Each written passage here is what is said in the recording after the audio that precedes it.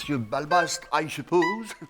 C'est vous qui préparez pour le cinématographe un film sur le pouvoir et le capitalisme. Un documentaire, professeur Weber, un documentaire. Cinéma, certes, mais un documentaire. Moi, je suis réalisateur de... Avec une pomme de terre. De documentaires. Montrez-moi, c'est très curieux cet outil que je ne connais pas. Comment le nommez-vous? C'est un économe. Un économe. Oui, oui. Excusez-moi de me permettre de vous le... Économe. Hop, l'économe. Ah ouais, vous en avez d'autres modèles d'économes? Oui. Ah, très très intéressant. Ça. Voilà qui va alimenter ma théorie. Économe? Waouh, professeur Max Weber, un des pères fondateurs de la sociologie, quel honneur. C'est à la mode de parler de vous en ce moment. Il y a même un sinistre de l'intérieur qui vous a cité. Quand j'entends le mot violence policière, personnellement, je m'étouffe. La police exerce une violence, certes, mais une violence légitime. C'est vieux comme Max Weber. Alors, bon, aujourd'hui, on va pas parler des violences policières. Non, c'est pas le sujet. On va plutôt parler des violences du capitalisme. D'ailleurs, je trouve que votre vision du capitalisme, elle est un petit peu cucu, hein, surtout vu d'aujourd'hui. Professeur Weber, je vous présente l'état le plus avancé de la science sociale, la professeure Petra Dorfgott. Alors, vous n'êtes pas d'accord quand j'écris l'avidité sans limite. L'avidité d'un gain sans limite n'implique en rien le capitalisme, bien moins encore son esprit. Le capitalisme s'identifierait plutôt avec la domination, à tout le moins avec la modération rationnelle de cette impulsion irrationnelle. C'est quand même bien trouvé, non? Franchement. Impulsion, domination, ouais, c'est pas mal ça, le côté capitaliste, sadomaso. Ouais, l'image est pas con. D'autant plus, c'est vrai, pour amasser des fortunes abyssales, hein, gargantuesques, il faut savoir donner des coups tordus, foireux. Et du coup, les maîtres et maîtresses capitalistes, vous pensez vraiment qu'ils ont intérêt à être contrôlés par des citoyens, enfin par la puissance publique? Au risque de me répéter, dans le capitalisme moderne, l'accumulation de capital ne se fait pas au petit bonheur la chance. Voilà. Elle est réfléchie et suppose un investissement dans le temps. Elle se réalise en outre dans le respect de la loi, avec des travailleurs qui restent, bon, formellement, mais qui restent libres. Quand la loi elle est faite par des puissants, pour des puissants, qu'est-ce qui les empêche d'accumuler des richesses comme ça, sans limite? Rien. D'ailleurs, les travailleurs et les travailleuses, comme dirait le moustachu, comment ils s'appellent déjà? Martinez, voilà.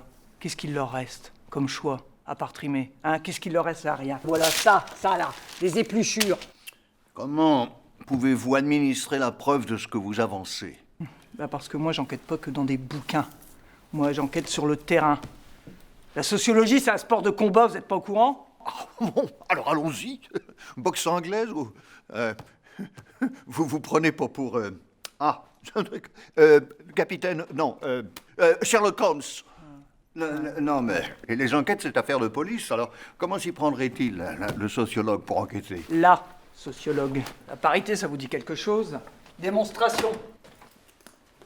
Est-ce que vous connaissez Xavier Niel, patron de Free? Non? C'est la 10e ou 12e fortune de France, ça dépend des années. Alors lui, c'est un pur produit de la Révolution. Mais numérique, hein, celle-là, oui. Il a tout compris. Alors ici, on le voit, en amoureux avec sa copine. Delphine Arnault, fille de Bernard Arnault, vous avez gagné.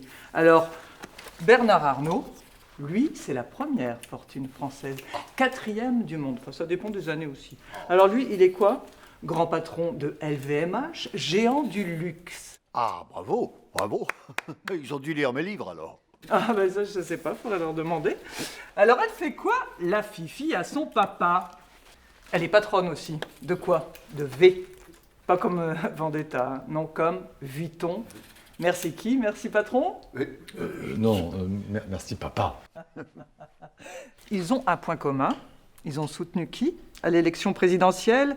Emmanuel Macron. Je suis pas à la mode quand je vais vous dire ça. Je crois qu'on a un super président qui est capable d'amener des choses, de réformer la France. Et je veux vraiment ici saluer l'intelligence et la générosité de Xavier Niel. La mairesse de Paris aussi, avec son petit Xavier et son petit Manu. Voilà. Alors ils ont soutenu lui pour qu'il soit président parce que c'est leur projet. Parce que c'est notre projet. Voilà. Emmanuel Macron, haut fonctionnaire, devenu banquier d'affaires, et alors grand défenseur du tout numérique. Coïncidence? On ne sait pas. Alors lui, c'est Startup Nation. Alors il y en a d'autres hein, qui ont à peu près le même parcours que Manu. Lui, par exemple, Nicolas Dufour. Il collectionne les Stradivarius, hein, chacun ses petites manies. Voilà, ici on a aussi Charles de Croisset, hein, comme son nom l'indique. Nous avons également Sophie Boissard, PDG de... Vous savez, les trucs où on meurt beaucoup en ce moment, là, les EHPAD de Corian, oui, c'est ça. Voilà. S'ensuit Marguerite Bérard, à la tête de BNP Paribas. Alors, elle, c'est Énarque Family. Papa, maman, la bonne et moi. Et le mari aussi. On fait repas de famille au dîner du siècle. Alors, eux sont pas très, très connus du grand public, mais... Toi, tu les connais bien, Balbastre? Oh, Balbastre! Mais je connais par cœur. Ça fait une paire d'années que je les suis, ceux-là. Et pas que. Mais leur CV, il est facile à dérouler. Ils ont tous fait l'ENA. Tous inspecteurs des finances. Ils sont tous passés par des cabinets ministériels. Ils ont fait la loi. Ils ont tous cédé aux sirènes du privé. Ils ont servi l'État. Ils se sont servis grassement. Enfin, à quoi ça rime, cette galerie de portraits? À une caste. Un retour de l'ancien régime? Et derrière ces personnes élégantes bardées de diplômes, il y a des institutions, il y a des intérêts, et puis surtout, il y a des classes sociales. Parce que qu'est-ce qui est en jeu? C'est pas une histoire de compétences ou de mérite.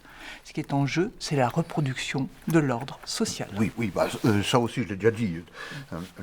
L'ordre capitaliste économique est un immense cosmos à l'intérieur duquel l'individu est pris dès sa naissance. C'est un carcan qu'il ne peut transformer, et du moins pas individuellement. Oui, sauf que ce fameux carcan, c'est pas carcan pour tout le monde, vous voyez. C'est un peu plus difficile à porter par certains que par d'autres.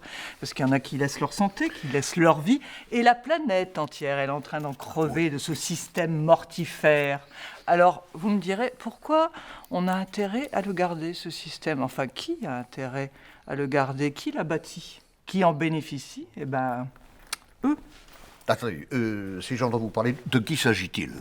Eux, ceux qui tiennent la laisse.